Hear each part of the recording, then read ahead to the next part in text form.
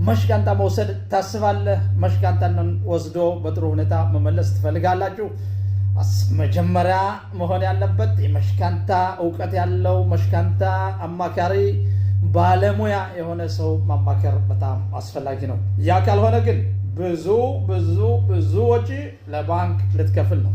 በየቀኑ በየማታው በሁሉም ጊዜ ብርድ ሳትል ሙቀት ሳትል ወደ ስራ እየተንደፈደፍክ በመጨረሻ ላይ ግን ብሩ የሚሄደው ወደ ባንክ ይሆናል። ስለዚህ መህዞ መሽካንታም ሆነ የመጀመሪያ መሽካንታ ማዘጋጀት ያለበት ወይም መወሰድ ያለበት በመሽካንታ አማካሪ ሲሆን ስሜ መለሰ በቀለ የመሽካንታ አማካሪ ስልክ ቁጥሬ 0542689843 ብላችሁ ደውሉና ጥሩ አገልግሎት በጥሩ መንገድ በጥሩ ወለድ መሽካንታውን ተቀብለው